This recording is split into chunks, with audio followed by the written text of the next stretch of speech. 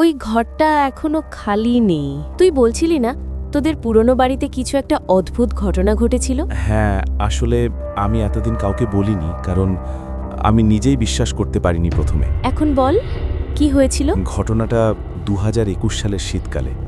আমি তখন চাকরির জন্য একা থাকতাম একটা ভাড়া বাড়িতে। বাড়িটা শহরের বাইরে, একদম নির্জন। আশেপাশে তেমন কেউ থাকতো না। একাই থাকতিস? ভয় লাগতো না? শুরুতে না, কিন্তু বাড়িওয়ালা যখন চাবি দিচ্ছিল তখন একটা কথা বলেছিল। কি বলেছিল, ওপরের ঘরটা ব্যবহার করবেন না, ওটা বন্ধই রাখবেন। এইটাই তো ক্লাসিক শুরু। তারপর তুই কি করলি? আমি পাত্তা দিইনি, ভাবলাম পুরনো বাড়ি, হয়তো ভাঙাচোরা কিছু আছে। প্রথম কয়েকদিন সব ঠিক ছিল। তারপর? একদিন রাত 2টোর দিকে আমি ঘুমাচ্ছিলাম, হঠাৎ শুনি কারো পায়ের শব্দ, ঠিক আমার মাথার উপর। মানে উপরের ঘর থেকে? হ্যাঁ, ধীরে ধীরে হাঁটার শব্দ, ঠক ঠক ঠক। আমি ভেবেছিলাম চোর ঢুকেছে। তুই চেক করতে গিয়েছিলি? না, প্রথম রাতে সাহস হয়নি, কিন্তু পরের দিন বাড়িওয়ালাকে বললাম। উনি হেসে বলল, বেড়াল হবে। বিড়াল এভাবে হাঁটে নাকি? আমিও তাই ভেবেছিলাম, কিন্তু ওই রাতেই আবার শব্দ শুরু হলো। একই সময়? হ্যাঁ, ঠিক 2:15। এইবার শুধু হাঁটার শব্দ না, যেন কেউ ভারী কিছু টানছে। উফ। আমি উঠে দরজার কাছে যাই, সিঁড়িটার দিকে তাকিয়ে থাকি, আর তখনই দেখি সিঁড়ির ওপর ছায়া নড়ছে। ছায়া? হ্যাঁ, কিন্তু ওপরে তো লাইটই জ্বালানো ছিল না, তাহলে ছায়া আসবে কোথা থেকে? তারপর তুই কি করলি? আমি ভয় পেয়ে দরজা বন্ধ করে দিই, কিন্তু ওই রাতেই প্রথমবার আমি ওই শব্দটা শুনি। কোন শব্দ? কারো কান্না।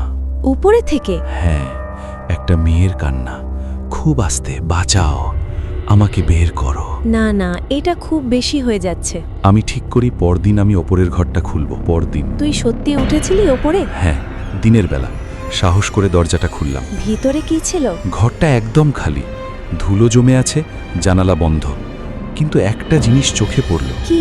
মেঝেতে টানার দাগ, যেন কিছু একটা বারবার টেনে নিয়ে যাওয়া হয়েছে। কোথা থেকে কোথায়? দেয়ালের দিকে।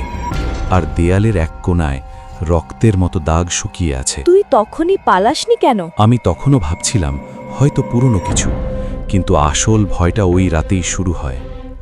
সেই রাত। কি হয়েছিল? আমি ঠিক 2টোর আগে ঘুমাইনি, অপেক্ষা করছিলাম। তারপর? 2:15 আবার সেই শব্দ, কিন্তু এইবার শব্দটা আমার ঘরের ভেতর থেকে আসছে। কি? আমার বিছানার নিচ থেকে কেউ যেন ধীরে ধীরে নড়ছে। না না, এটা শুনতে চাই না। আমি স্থির হয়ে বসে থাকি, আর তখন বিছানার নিচ থেকে একটা হাত বের হয়, সাদা, শুকনো, লম্বা নখ, আর সেই হাতটা ধীরে ধীরে আমার পা ধরে। তুই কি করলি? আমি লাফ দিয়ে উঠে পড়ি, দরজা খুলে বাইরে দৌড়াই, কিন্তু দৌড়াতে দৌড়াতে পেছনে তাকাই। কি দেখলি? ওটা বিছানার নিচ থেকে পুরো বেরিয়ে আসছে, একটা মেয়ের শরীর, কিন্তু মুখটা পুরোটাই উল্টো দিকে ঘোরানো। না।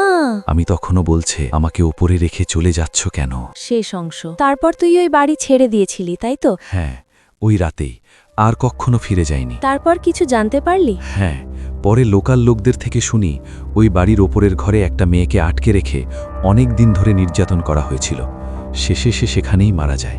তারপর? কিন্তু গল্পটা এখানেই শেষ না। আরো কিছু আছে? হ্যাঁ, আমি যেখানে এখন থাকি, গতকাল রাতে ঠিক 2:15-তে কি হয়েছে? আমার বিছানার নিচ থেকে আবার সেই কান্নার শব্দটা আসছিল।